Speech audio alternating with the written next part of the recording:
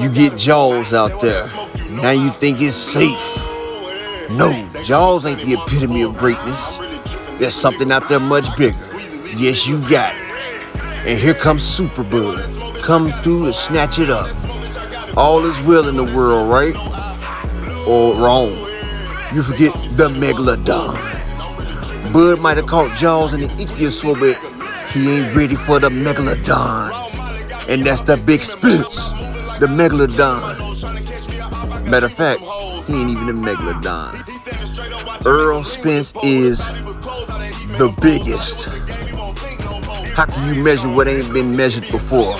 Captain Ahab reaching out fishing.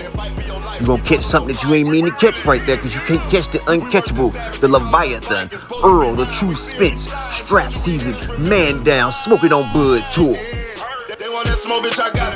It is finally Errol Spence's time. This is the culmination of his dreams, his hard work, and his passion is gonna all come to fruition July the 29th. And the combination of all of Terrence Crawford's nightmares and agony will also culminate on that day right there. I'm going to break this down for y'all, because a lot of people don't understand the drastic situation. Yeah, Terrence Crawford, he might have stalled out and got everything that he wanted and some. He might have been the puppet master, he said. But everything he get, he's going to pay for it. Everything that him and his people done said, he's going to pay for it. See, Earl hasn't been saying nothing there. He's been playing nice because he's been having to get Bud in that ring because Bud had what he wanted, that WBO belt. But now that the fight's signed and they about to get in that ring, it's over for Terrence Crawford. Earl doesn't have to play nice no more. And he's not going to play nice. All that trash talking Terrence and his team used to do, disrespecting Earl, his family, his lady, everything, calling him drunks, just all the trolling that they did. Just believe Earl, he keeps wind of everything. Earl has that bulletin board, and Earl doesn't forget.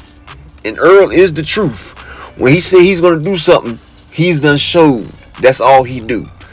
Earl is so much the truth that if he doesn't destroy Bud this fight, I'll get rid of my YouTube and my Instagram and Twitter. Because I'm Team Big Fish. I ain't gonna lie.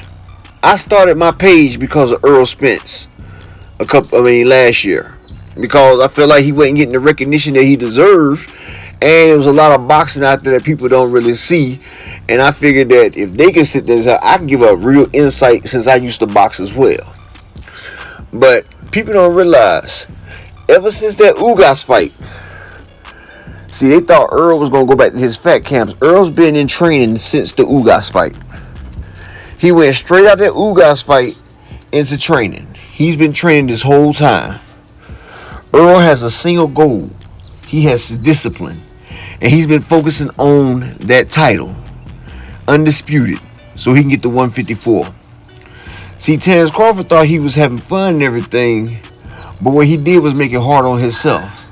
When he gets in that ring with Earl has a very mean streak.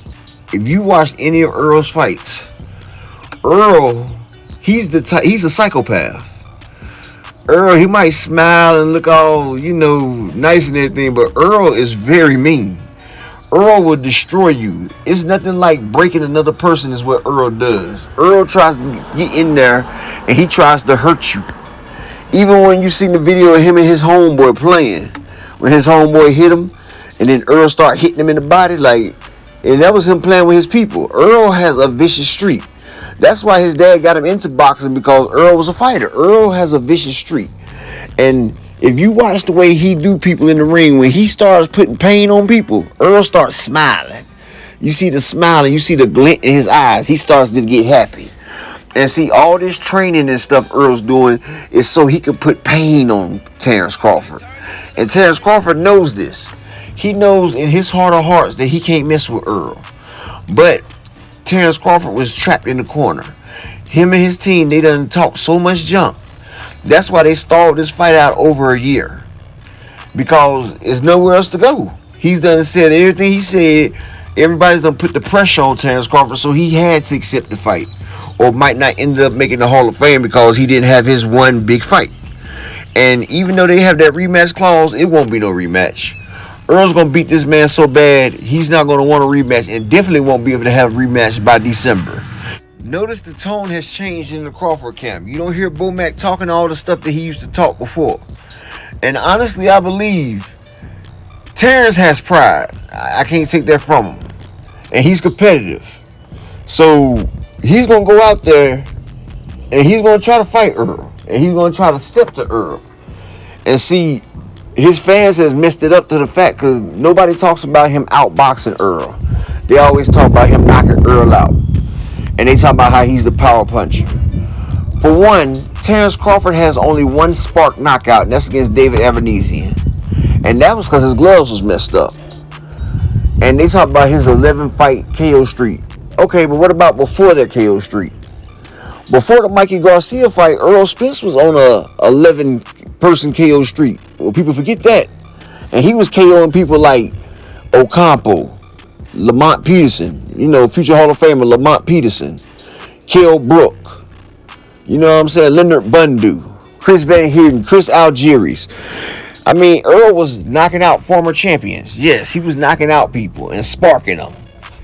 And people forget, Earl does have one-punch knockout power. He has one-punch knock you across the ring power. But the problem is, Earl, you see him coming. So a lot of the shots that spark people one time, they get the brace for it. So see, that's why Earl's fighters that fight him take a lot of damage because they know what Earl's going to do. Earl's going to sit there, he's going to put his gloves on, he's going to grab the axe handle, and he's going to start chopping on the tree, which is your body. He's going to start unloading on you, whether you guard or not.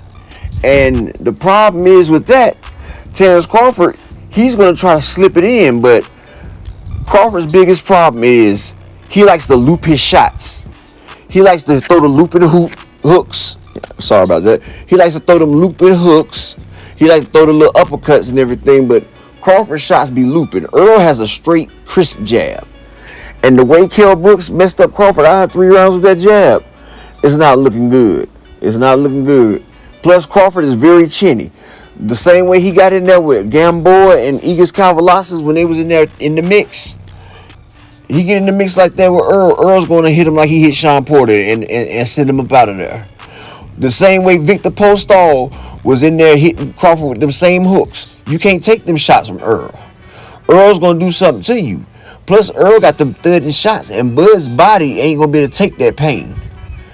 I mean, Sean Porter was hitting Bud, and Bud was feeling it. Sean Porter doesn't hit nowhere like Errol Spence. And what people don't understand is Earl is going to drown out Terrence Crawford. Terrence Crawford is an economic fighter. He throws between 30 to 40 punches a round. Plus, he likes to wait on his opponent to throw the punch. So he's a counter puncher. He likes to counter punch. Danny Garcia, Mikey Garcia, and Yordenis Ugas are counter punchers. But Earl's volume, his rate, his speed, and his power, and his punch placement is so great, they couldn't get the counters off. They kept trying to find a way to get countered, and they kept getting shot. They kept getting hit. And when you got a person like Earl that's willing to take the shots to give it, and he rolls with your shots, and still he's catching you. Once Terrence get hit a couple times clean, while he's trying to slip his shots in there with Earl, he's going to fold up just like Yordenis Ugas or worse. And he's going to get the shit beat out of him. I'm just keeping it real. He's going to get beat. And then when Bud get hit, he likes to throw caution to the wind, and he wants to step to him and start fighting. Let him step to Errol Spence and start fighting. It's going to be a earlier night. Because I say it don't go past 8 rounds. But Bud's ego is probably going to get him up out of there in the first 5 rounds. And Earl's been waiting on this. Earl has been pissed off studying this right here. That's why Earl says, I'm stepping. Soon as that bell ring, Earl's going to be in Terrence Crawford's ass. This is, like they say, Hagler Hearns. Because this fight is not lasting very long because Earl is coming to do that man dirty. For old and new. And he's coming to beat the hell out of Crawford so he don't have to give him that rematch because Earl wants to move up to 154 after this fight. So do trust. If Bomac does not throw in that towel, Terrence Crawford is going to be seriously injured. For real. And I'm just being honest. And that's why they trying to get as much money as they can, because this is Terrence Crawford farewell tour. Like, they sent them off in Omaha with their cookout. They were sending them off, all right. They were sending them off to his retirement, because Errol Spence is going to hurt and retire that man. And that's just the honest truth. And if anybody think that I'm wrong, I mean, you know, they got the bets out there. They got the bets. And like I said, I put my page on it, because Errol Spence is the truth. And it's time for y'all to start seeing the truth. And this is your boy Upper Echelon. And shout out to everybody. Hit the like, share, and subscribe button, man. You know I'm back, man. And I'm coming back, and I'm going to keep delivering that heat for y'all. I'm out.